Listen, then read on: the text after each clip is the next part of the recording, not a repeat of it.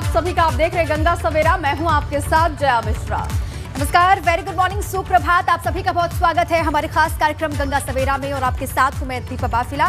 UP Uttarakhand समेत हर अहम खबर के साथ हाजिर है हम। बिल्कुल, और बात चाहे राजनीति की हो दीपा या फिर राजनेताओं की, हर चुनावी खबर इस बुलेटिन में दिखाएंगे। बिल्कुल, हर खबर अलग और नए अंदाज में आपके सामने रखेंगे। तो चलिए फौरन शुरू करते हैं गंगा सवेरा।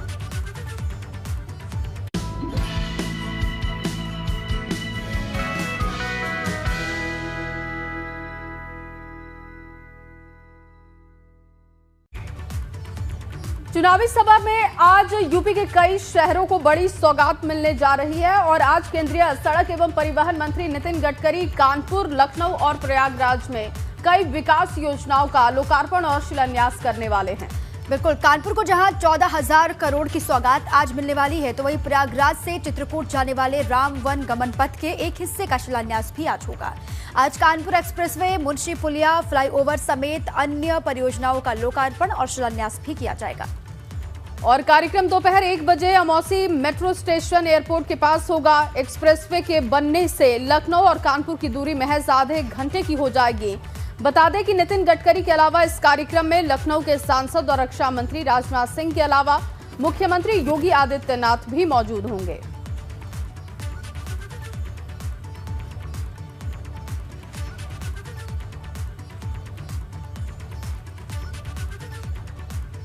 वहीं यूपी में चुनावी माहौल के बीच पड़ रहे आयकर के छापों से सवाल उठते जा रहे हैं और विपक्ष ने रेड की कार्रवाई को लेकर गंभीर आरोप लगाए हैं। इसको लेकर एबीपी गंगा ने केंद्रीय मंत्री एसपी सिंह बघेल से खास बातचीत की है। उन्होंने क्या कुछ कहा, वो सुनवाते हैं आपको। आज आगरा को 5 इलेक्ट्रिक बसों की सौगात दी गई है और ऐसे में आप देख सकते हैं केंद्रीय मंत्री और तमाम जो विधायकगण हैं लगातार बस में सफर कर रहे हैं। लेकिन जो कहा जाए, जो राजनीतिक जो बस चल रही है वो काफ़ी सरपट दौड़ रही है। विधानसभा चुनाव नज़दीक है। आगरा से बड़ी खबर ये आई है कि 3 ऐसे बड़े कारोबारियों के यहाँ छापा पड़ा है जो कहीं ना कहीं अखिलेश यादव के नज़दीकी है और ऐसे में रेड का रेड कनेक्शन, लाल टोपी कनेक्शन। बात करते हैं एसपी सिंह बघेल, केंद्रीय मंत्री। सर, ये रेड का रेड कनेक्शन क्या है? नहीं, अखिलेश यादव जी के रिश्ते ही उन लोगों से हैं जो जिनकी कानून और व्यवस्था में जिन कानून व्यवस्था में जिनकी मान्यता नहीं है, असामाजिक लोग होते हैं। और ये एक टाइमिंग है कि वो है उनके यहाँ पड़ी है। लेकिन सवाल ये है, अखिलेश जी ने कहा है कि चुनाव नज़दीक आते ही बीजेपी ने अपने 3 प्रकोष्ठ एक्टिव कर दिए हैं। आईटी प्रकोष्ठ, सीबीआई प्रकोष्ठ, ईडी प्रकोष्ठ। यानी कहीं ना कहीं कह रहे हैं कि वो ये इलेक्शन है इसलिए टारगेट किया जा रहा है। टाइमिंग पर सवाल खड़े कर रहे हैं। इनकम टैक्स विभाग, जीएसटी विभाग, सीबीआई, इन्फोर्समेंट डायरेक्टर, ये सब वो संस्थाएं हैं जो सतत अपना काम करती हैं। इनको भारत की इकोनॉमी की चिंता रहती है और जब इनके पास सूचना संग्रह हो जाता है कि बेनामी संपत्ति है, अकूत संपत्ति है, टैक्सेस नहीं दिए हैं, तब जाकर के उनके यहाँ छापे पड़ते हैं। एक भी बार इनकम सवाल ये भी है, 4.5 साल क्यों नहीं, इलेक्शन पर क्यों नहीं? अभी क्या है, प्रचार प्रसार ज़्यादा हो रहा है। इनकम टैक्स विभाग कोई 4.5 सोया नहीं है। अगर income tax, GST, enforcement director, CBI, IB, ये 5 साल सोया कर रहे हैं ना। समाजवादी पार्टी के भी से जुड़े हुए, चाहे सर पीयूष जैन से शुरुआत हुई, हालांकि पीयूष जैन कोई बीजेपी की नहीं थे, समाजवादी पार्टी। पता चला कि अखिलेश कह रहे हैं कि डिजिटल इंडिया की गलती है, प्रधानमंत्री मोदी की जो मुहिम चल रही है, तो पी जैन जो कोड वर्ड था वो गलत जगह एप्लीकेबल हो गया। तो ऐसे में सवाल ये उठता है कि पंपी जैन से शुरुआत हुई और आज लगातार, चाहे आगरा हो, चाहे दिल्ली एनसीआर में अजय चौधरी हो, मन्नू अलग हो, कह रहे हैं कि सब कारोबारी कहीं ना जो सरकार से दुरुपयोग हो सकता है वो फर्जी मुकदमे कायम हो सकते हैं आईपीसी के। लेकिन जो इकोनॉमी ऑफेंस होता है उसमें जब तक बरामदगी नहीं होती है, डॉक्यूमेंट्री एविडेंस नहीं होते हैं, तब तक उस पर आप झूठा नहीं, क्योंकि सरकार कोई एफआईआर करा सकती, मान लो ये जो लड़ाई झगड़े मारपीट के होते हैं।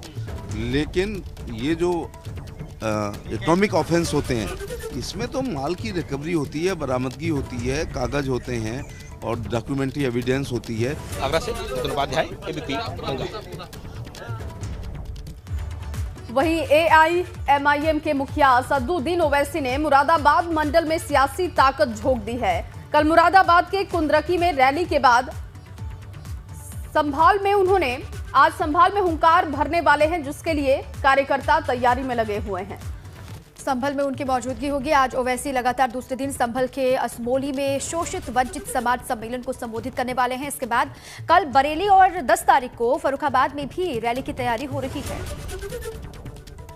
तो मुरादाबाद मंडल में किस तरीके से नजर लगातार है ओवैसी की, वो आप देखिए। कुंदरकी में भी उनकी एक रैली हुई थी पहले। 10 जनवरी को फर्रुखाबाद में जनसभा की भी तैयारी की जा रही है। मुरादाबाद मंडल में पार्टी को मजबूत करने की, पार्टी का बेस मजबूत करने की लगातार कोशिश कर रहे हैं। लगातार दूसरे दिन जनसभा करेंगे और संभल के असमोली में जनसभा उनकी होनी है। अब यहाँ से किस तरीके से वो आक्रामक, जैसे कि उनका तेवर है, अंदाज है, उस तेवर में वो सरकार पर हमलावर दिखाई देते हैं और क्या कुछ कहते हैं अपने संबोधन में, जनसभा को जब संबोधित करेंगे उस वक्त उस पर भी लगातार नजर रहेगी।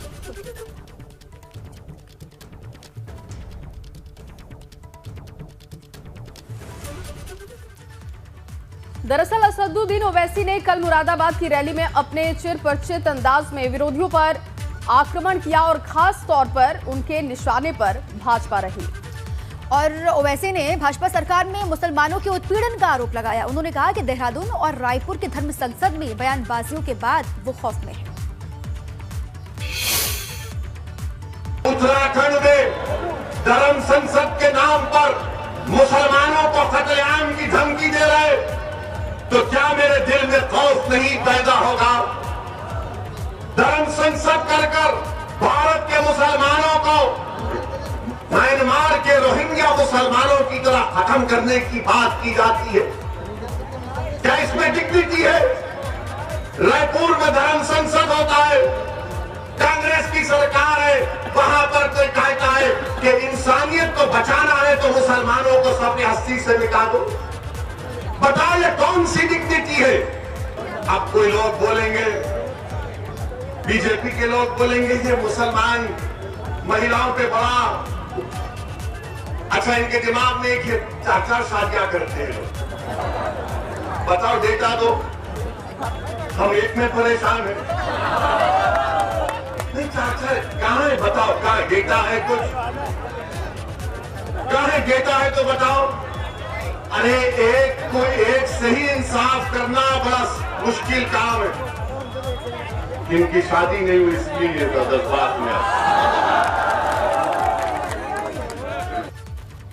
उधर यूपी समेत देश भर में कोरोना एक बार फिर से बेकाबू हो रहा है। उत्तर प्रदेश में ही पिछले 24 घंटे में 992 केसेस सामने आ चुके हैं, जिनमें 18 मामले ओमिक्रॉन के हैं। कुल 26 केस यूपी में ओमिक्रॉन के आ चुके हैं, जिनमें से 23 केस एक्टिव हैं इस वक्त। और इन्हीं को देखते हुए यूपी सरकार ने कोविड गाइडलाइंस जारी कर दी है। नाइट कर्फ्यू को अब रात 10 बजे से सुबह 6 बजे तक कर दिया गया है। और साथ ही जिन जिलों में एक्टिव केस की न्यूनतम संख्या 1000 से अधिक हो जाए, वहां gym, spa, cinema hall, banquet hall, restaurant आदि सार्वजनिक स्थलों को 50% क्षमता के साथ संचालित किया जाए। शादी समारोह और अन्य आयोजनों में बंद स्थानों में एक समय में 100 से अधिक लोगों की सहभागिता ना हो, ये भी सुनिश्चित किया जाए। खुले स्थान पर ग्राउंड की कुल क्षमता 50% से अधिक लोगों की उपस्थिति की अनुमति न दी जाए, ये भी कहा जा रहा है। और तमाम जो गाइडलाइंस है उनमें आमूलचूल परिवर्तन भी किए गए हैं। कहा जा रहा है कि जो पहले नाइट कर्फ्यू का वक्त था उसमें तब्दीली हुई है, रात 11 बजे से सुबह 5 बजे तक का वक्त, अब जिसको बदल करके रात 10 बजे से सुबह 6 बजे तक कर दिया गया है। और कहीं पर भी ज़्यादा गैदरिंग नहीं होनी चाहिए, ये अलग अलग ज़िलों के जो कप्तान हैं उनको फॉलो करवाना होगा अपने अपने ज़िलों में। और साथ ही सिनेमाघर, स्विमिंग पूल में 50% क्षमता से ही ये खोले जाएंगे। शादी समारोह में सिर्फ 100 लोगों को आने की इजाजत मिलेगी। माघ मेले में RT-PCR की नेगेटिव रिपोर्ट लाना अनिवार्य कर दिया गया है। 6 जनवरी से लागू होंगे नए नियम कायदे। जो नए नियम बनाए गए हैं उनको लागू किया जाएगा 6 तारीख से।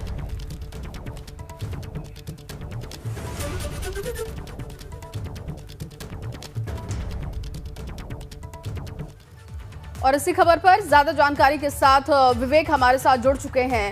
विवेक, क्योंकि कल से तब्दीली भी कर दी गई है, यूपी में जो अब नाइट कर्फ्यू है वो 10 बजे से 6 बजे तक होगा। इसके अलावा क्योंकि केसेस भी अब बढ़ते जा रहे हैं, किस तरीके के इंतजाम देख पा रहे हैं आप?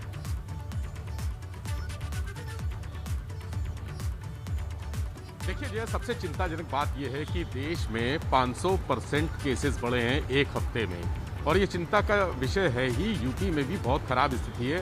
लखनऊ से लेकर गौतम बुद्ध नगर हो या गाजियाबाद हो, मेरठ हो, मुरादाबाद हो, यहाँ लगातार केसेस की संख्या बढ़ रही है। और लखनऊ में जो आंकड़ा आया है, 3 अंकों का आंकड़ा आ गया है यहाँ पर, वो इसके पहले 28 मई को यानी 7 महीने पहले 3 अंकों का आंकड़ा था। उसके बाद से संख्या घटी, लेकिन अब तेजी से बढ़ रहे हैं। और ये कहा जा रहा है, जो राज्य परामर्शदाता समिति है उसने कल एक मुख्यमंत्री को रिपोर्ट सौंपी है, जिसमें कहा है कि 15 फरवरी तक, मिड फरवरी तक कोरोना अपने पीक पे होगा। ये थर्ड वेव जो आ रही है वो पीक पर होगी और उसके बाद थोड़ा सा डाउनफॉल शुरू होगा, मरीजों की संख्या में कमी आएगी, क्योंकि मौसम भी थोड़ा सा परिवर्तित हो जाएगा उस दौरान। तो मरीजों की संख्या 15 फरवरी तक सबसे चरम पे होगी। ये चिंताजनक बात है। इसको लेकर तैयारियां भी तमाम की गई हैं। अस्पतालों के इंतजाम तो पहले ही सुनिश्चित थे, ऑक्सीजन के भी इंतजाम। हालांकि जो ओमिक्रॉन नया वेरिएंट आया है उसको लेकर बहुत चिंता जताने की ज़रूरत नहीं है, क्योंकि वो खतरनाक नहीं है। डॉक्टरों का कहना है, जो पीजीआई के निदेशक हैं आर के धीमान, उनका कहना है कि ये वेरिएंट इतना खतरनाक नहीं। हाँ, जिनको समस्याएं हैं, जिनको पहले से समस्याएं हैं, जिनकी सर्जरी हुई है, उनके लिए ज़रूर ये प्रॉब्लम हो सकती है। और इस बार ऐसे मरीजों की संख्या कम होगी जिनको अस्पतालों में भर्ती किया जाना ज़रूरी है। यानी अस्पताल में जो व्यवस्थाएं हैं वो पर्याप्त व्यवस्थाएं, लेकिन उस तरह के मरीज कम आएंगे। जो मेडिसिन्स हैं वो एक गाइडलाइन मेडिसिन्स की जारी कर दी गई है। उन दवाओं की वो 5 दिन का कोर्स लेके जो सामान्य हल्के लक्षण वाले मरीज हैं वो सामान्य रह के होम आइसोलेशन में ही ठीक हो सकते हैं, स्वस्थ हो सकते हैं। 1000 मरीजों से ज़्यादा जहां पर संख्या होगी जिन शहरों में, वहां पर फोकस किया जा रहा है। अभी चूंकि 100-200 से ज्यादा मरीज कहीं नहीं बढ़े हैं। जो हालांकि बार-बार कहा जा रहा है कि ओमिक्रॉन ज्यादा खतरनाक है नहीं, लेकिन सावधानी बरतनी होगी। जो ऑलरेडी पहले से बीमारी का सामना कर रहे हैं अलग अलग बीमारियों से, उनके लिए घातक हो सकता है, ये एक्सपर्ट्स भी कह रहे हैं। और इसलिए ये परिवर्तन जो किए गए हैं वो बहुत जरूरी हो गया था। बहुत शुक्रिया विवेक आपका पूरी जानकारी के लिए और वहां से डिटेल्स बताने के लिए। और चलिए इस बीच आपको एक और बड़ी जानकारी दे दे। कोरोना के साए में 5 राज्यों के चुनाव की तैयारी हो रही है और चुनाव आयोग को रिपोर्ट सौंपेगा स्वास्थ्य मंत्रालय। कोरोना की स्थिति, वैक्सीनेशन की रिपोर्ट देनी होगी और नए दिशा निर्देश जारी कर सकता है चुनाव आयोग। बढ़ते कोरोना संक्रमण को लेकर हुई थी चुनाव आयोग की बैठक, अभी आपको याद है लगातार बैठक भी मंथन किया गया। कोरोना की स्थिति, वैक्सीनेशन की रिपोर्ट देगी सरकार। कोरोना की ये रफ्तार सभी को डरा रही है, क्योंकि आगामी विधानसभा चुनाव को लेकर हो रही रैलियों में काफी बड़ी संख्या में भीड़ जुटाई जा रही है। बिल्कुल दीपा, और रैलियों में उमड़ रही भीड़ कोरोना को खुली दावत भी दे रही है। लेकिन हैरानी की बात तो यह है कि नेता आम जनता पर तो पाबंदी लगा रहे हैं, लेकिन खुद कोई ठोस कदम नहीं उठा रहे हैं। रिपोर्ट देखिए।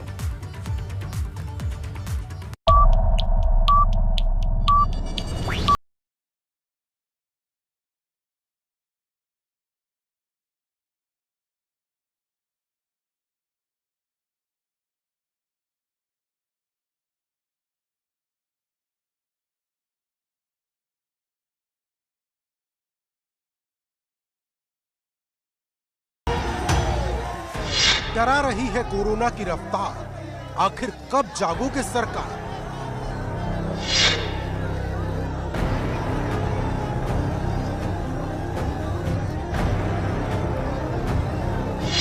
रैलियों में उमड़ रही भीड़ तोड़ देगी देश की रीढ़।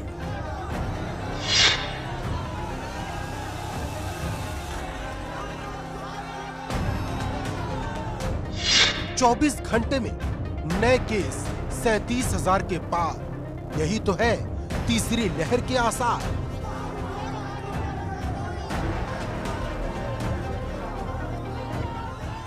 वक्त है अभी भी समझ जाओ, नहीं तो अनर्थ हो जाएगा, क्योंकि जिसका डर था वही हो रहा है। दक्षिण अफ्रीका से आया ओमिक्रॉन डेल्टा के साथ मिलकर दहशत मचा रहा है। पिछले 24 घंटे में कोरोना के 37,379 नए केस सामने आए हैं। 124 लोगों की जान चली गई और ये खतरे की घंटी उत्तर प्रदेश में भी तीसरी लहर की टिक टिक कर रही है, क्योंकि रैलियों में उमड़ रही भीड़ कोरोना को खुली दावत दे रही है। आलम यह है कि सोमवार को जहां 572 केस आए थे, वो एक दिन बाद मंगलवार को 992 तक पहुंच गए। मतलब काउंटडाउन शुरू हो चुका है। गंभीर बात यह भी है कि दिल्ली के मुख्यमंत्री अरविंद केजरीवाल भी कोरोना से पीड़ित हैं। डिंपल यादव को कोरोना हुआ था। केंद्रीय मंत्री महेंद्र नाथ पांडे को भी संक्रमण ने घेर लिया है। बिहार के पूर्व सीएम जीतन राम मांझी भी कोरोना के मरीज हैं। छत्तीसगढ़ के स्वास्थ्य मंत्री भी कोरोना के पेशेंट हैं और टीएमसी के नेता बाबुल सुप्रियो भी कोरोना के मरीज हैं। महाराष्ट्र के 10 मंत्री और 20 विधायकों को कोरोना हुआ है, लेकिन हैरान करने वाली बात यह है कि इतना सब होने के बाद भी नेताओं को कुछ समझ नहीं आ रहा। उन्हें चुनाव और सिर्फ चुनाव ही नजर आ रहा है। रैलियों में भीड़ आ रही है, नेता भीड़ को देखकर इतने खुश हो रहे कि सीना ठोक कर बता रहे हैं। यहाँ इतनी बड़ी संख्या में एकत्र आए हमारे जुझारू नौजवान भारतीय जनता पार्टी के कार्यकर्ता बंधु, यहाँ पर उपस्थित हमें बड़ी संख्या में समाजवादी साथी दिखाई दे रहे हैं और रथ के चारों तरफ मैं देख रहा हूँ बड़ी संख्या में लोग हैं। विशाल जनसभा में आए हुए प्यारे भाइयों, बहनों, माताओं और मेरे जिगर के टुकड़े जैसे युवा मित्रों, सोचिए, दिल्ली में वीकेंड लॉकडाउन लौट आया है, यूपी में नाइट कर्फ्यू लागू है, शादी समारोह में 200 से ज्यादा लोगों के आने पर मनाही है, लेकिन रैलियों के लिए कोई नियम नहीं। इस संकट से कैसे बचा जाए, ये सोच सोचकर चुनाव आयोग को पसीना आ रहा है। बैठकों का दौर जारी है ताकि कोई बीच का रास्ता निकाला जा सके, क्योंकि राजनीतिक दलों ने साफ कह दिया कि चुनाव तो वक्त पर ही होना चाहिए। अरविंद केजरीवाल को कोरोना हुआ तो वो कह रहे हैं जो लोग उनके संपर्क में आए खुद को क्वारंटीन कर लें, लेकिन कोई बताएगा किस किस को क्वारंटीन कराएंगे केजरीवाल? 2 दिन पहले लखनऊ में महारैली करते वक्त किस किस से हाथ मिलाया था, क्या पहचान पाएंगे वो? वैसे ये बात खुद जनता को भी सोचनी चाहिए कि जिस नेता के लिए वो अपना सब कुछ छोड़कर आ रहे हैं, उन्हें उनकी कितनी चिंता है। क्योंकि पिछले साल जब दूसरी लहर आई थी, तब भी पश्चिम बंगाल और तमिलनाडु में विधानसभा के चुनाव थे और यूपी में पंचायत के चुनाव थे।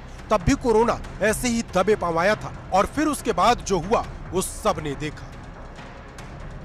कोरोना आया था तो वो तस्वीरें कौन भूल सकता है। गंगा के किनारे हजारों लाशें ऐसे ही डली थी। यही लखनऊ में दाह संस्कार के लिए 1 नहीं 2 नहीं न जाने कितने लोग वहां गए, लेकिन ये सरकार लकड़ी नहीं दे पाई। दाह संस्कार जब हो रहे, लोग तस्वीरें खींचना चाहते थे, लेकिन सरकार ने टीन शेड लगा करके उसको भी छिपाने का काम किया। तो क्या मान लिया जाए पुरानी गलतियों से हमारे नेताओं ने कुछ नहीं सीखा? क्या ये रैलियां टाली नहीं जा सकती? क्या चुनाव प्रचार वीडियो कॉन्फ्रेंसिंग से नहीं हो सकती? क्या डिजिटल इंडिया में प्रचार के लिए टेक्नोलॉजी का सहारा नहीं लिया जा सकता? क्या चुनाव जीतने के लिए जनता को कोरोना की आग में झोंकना जरूरी है? ये वो सवाल है जो नेताओं को, उनके चाहने वालों को, उनके हर दिल अजीजों को अपने आप से पूछने चाहिए। Bureau report, ABP Ganga. तो चुनावी सभाओं में किस तरीके से लापरवाही हो रही है, ये आपने इस रिपोर्ट के जरिए समझा। और दीपा, अब वक्त है ग्राफिक्स के जरिए ये बताने का कि आज बड़ी खबरें क्या रहेंगी, तो मैं बताकर आती हूँ, इंतजार कीजिए। बिल्कुल जया, क्योंकि और भी तमाम बड़ी खबरों पर लगातार नजर है। चुनावी खबरों के बीच हमारी नजर उन अहम खबरों पर भी लगातार बनी रहती है जो दर्शकों तक पहुंचना बहुत जरूरी है। इसलिए हम चुनावी शोर के बीच भी उन अहम खबरों पर लगातार नजर बना करके रखते हैं ताकि कोई भी अहम खबर हमारे दर्शकों तक पहुंचने से छूटे ना। Over to you Jaya. बिल्कुल दीपा, और चुनावी खबरों के बीच सबसे बड़ी जिम्मेदारी यही है कि बाकी की जो अहम खबरें हैं उस पर भी हमारी नजर हो और तमाम अपडेट हम अपने दर्शकों तक पहुंचा पाएं। तो आज की जो बड़ी खबर है, यूपी चुनाव को लेकर प्रेस कॉन्फ्रेंस होने वाली है। मुख्य निर्वाचन अधिकारी अजय कुमार शुक्ला आज प्रेस कॉन्फ्रेंस करेंगे और मतदाता पुनर्निरीक्षण को लेकर दोपहर 3 बजे प्रेस वार्ता होने वाली है। निर्वाचन आयोग कार्यालय में प्रेस कॉन्फ्रेंस होगी और उत्तर प्रदेश विधानसभा के लिए आज वोटर लिस्ट की समीक्षा की आखिरी तारीख है और ऐसे में आज चुनाव आयोग अपने प्रेस कॉन्फ्रेंस में वोटर लिस्ट से संबंधित महत्वपूर्ण जानकारी दे सकता है। इसके अलावा जो बड़ी खबर है वो लखनऊ से है। महिला रिक्रूट आरक्षियों की दीक्षांत परेड आज है और मुख्यमंत्री योगी आदित्यनाथ और इसके साथ ही डीजीपी मुकुल गोयल इसमें शामिल होने वाले हैं। सुबह 9 बजे रिजर्व पुलिस लाइन लखनऊ में दीक्षांत परेड का कार्यक्रम है और इस कार्यक्रम में मुख्यमंत्री योगी आदित्यनाथ पहुंचेंगे और संबोधित भी करेंगे। इसके अलावा जो एक और बड़ी खबर है वो ये है कि यूपी चुनाव से पहले मथुरा में मंदिर की मांग तेज हो चुकी है। मथुरा कोर्ट में श्री कृष्ण जन्मभूमि विवाद पर सुनवाई होने वाली है। अधिवक्ता महेंद्र के दावे सहित 6 मामलों में सुनवाई होने वाली है। तो ये अहम और बड़ी खबर आज की। और इसके अलावा प्रयागराज से भी एक बड़ी खबर है। महंत नरेंद्र गिरी केस में आज बड़ी सुनवाई होने वाली है। आरोपी आनंद की जमानत अर्जी पर हाईकोर्ट में सुनवाई होगी और अगर यूपी सरकार का जवाब दाखिल हो गया तो आज ही अदालत अपना फैसला भी सुना सकती है। तो ये तमाम बड़ी खबरें हैं जिस पर दिन भर हमारी नजर होगी। दीपा, बिल्कुल जया, क्योंकि ये अहम खबरें बतानी दर्शकों को बहुत जरूरी है। दिन भर चुनावी शोर के लिए लगातार नजर तो हम बनाकर रखे हुए हैं। अलग अलग हिस्सों में जनसभाएं तो होनी है, लेकिन जनसभाओं के बीच में ये अहम खबर भी बहुत जरूरी है। जहाँ एक तरफ बढ़ते कोरोना केस वाकई चिंता का विषय बनते जा रहे हैं, तो वहीं आरक्षित अभ्यर्थियों की भर्ती से भी काफी युवाओं को राहत मिलने वाली है। और अलग अलग जो लखनऊ में कार्यक्रम होने जया, उसके बाद मथुरा में जिस तरीके से मंदिर की मांग तेज हो रही है, इस पर भी क्या अपडेट आगे निकल करके आता है, उस पर भी लगातार नजर होगी। और प्रयागराज से भी एक बड़ी खबर दिन में मिलेगी, उस पर भी लगातार अपडेट आप तक पहुंचाएंगे। बिल्कुल। और चलिए अब दिखाते हैं धुआंधार खबरें।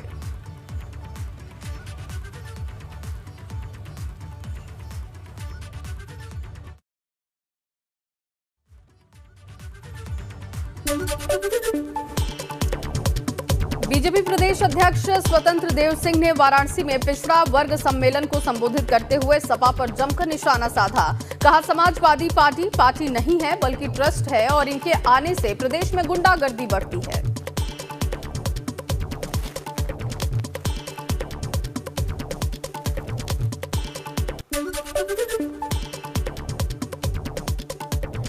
राज्यसभा सांसद गीता शाक्य ने अखिलेश यादव के बयान पर ली चुटकी। का अखिलेश यादव को पहले तो भगवान का नाम ही याद नहीं आता था, अब अखिलेश को सद्बुद्धि आ गई है, वो भगवान का नाम लेने लगे।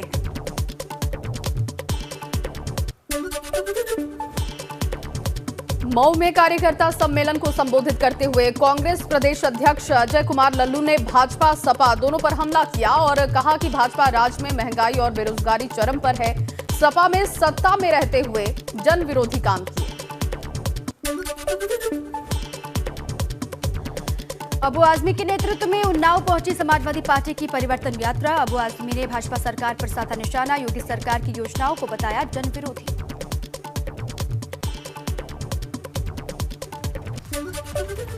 अब वक्त हो रहा है एबीपी गंगा के खास सेगमेंट क्या चल रहा है का।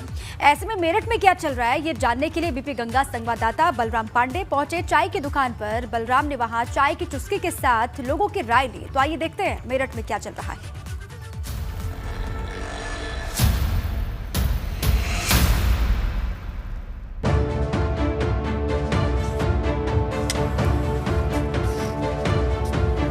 नमस्कार, आप देख रहे हैं एबीपी गंगा का चुनावी कार्यक्रम क्या चल रहा है और इस कार्यक्रम के तहत आज हम पहुंचे हैं क्रांति धरा मेरठ की किठौर विधानसभा स्थित हरीश टी स्टॉल पे हम मौजूद हैं, जहां आप देख सकते हैं कि लोग चाय की चुस्कियों के साथ चुनावी चर्चा करते हुए नजर आ रहे हैं।